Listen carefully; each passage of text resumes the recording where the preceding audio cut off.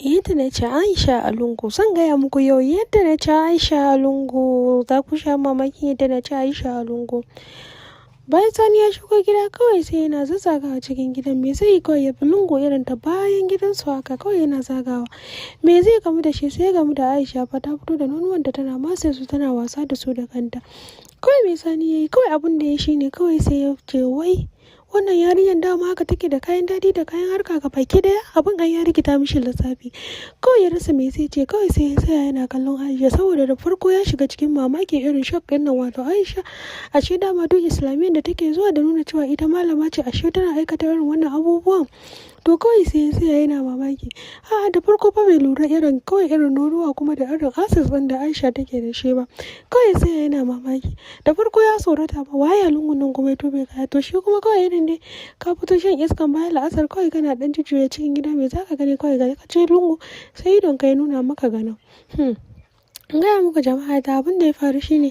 kawai bayan Sani ya gama kallon abubuwan nan na Aisha da kayan harka da kayan jin daɗi, kawai sai yana kallon ta. Dai sai yana kallon ta kawai me zaka hankara sai zarwalunsa ta tona masa asiri, kawai sai ta fara bullukawa a cikin wando, ya rasa ya zai yi, kawai sai ya ji kawai yana kakkama ta. Abin da Aisha take yi tana ta nishi tana ta jin daɗi, abin da take yi shi yake enjoy nishi, ji fa kawai yayi kamar shi ma fa yana cikin harkan. Daga baya kawai sai ya daure ya ce kawai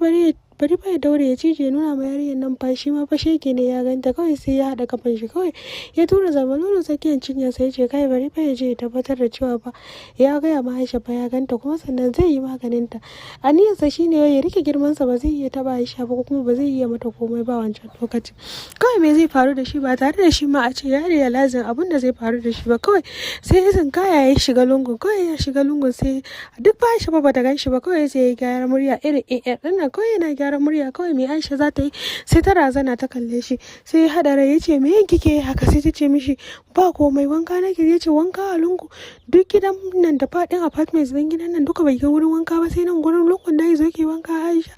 Sai ta ce dama ce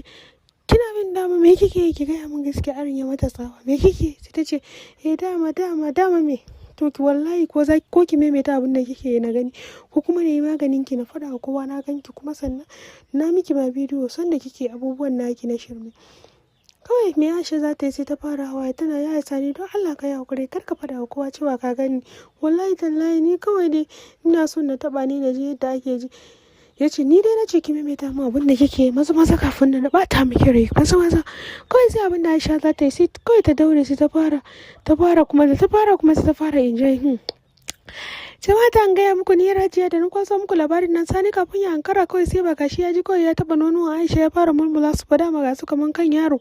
kan jariri, kawai sai ya fara mulmula sai ya fara jan su yana cucuya yadda ya ga dama. Aisha ba ta sha mamaki fa da ta ga Sani fa gashi nan, to kawai fa idon Sani da na Aisha gabaki ɗaya biyu rufe saboda menene Aisha ta samu abin da take so, Sani ma kuma ya kalla abin da bai taba gani ba, wato irin kayan harka na Aisha, wato fa shi Aisha tana da irin wannan kaya masu zafi.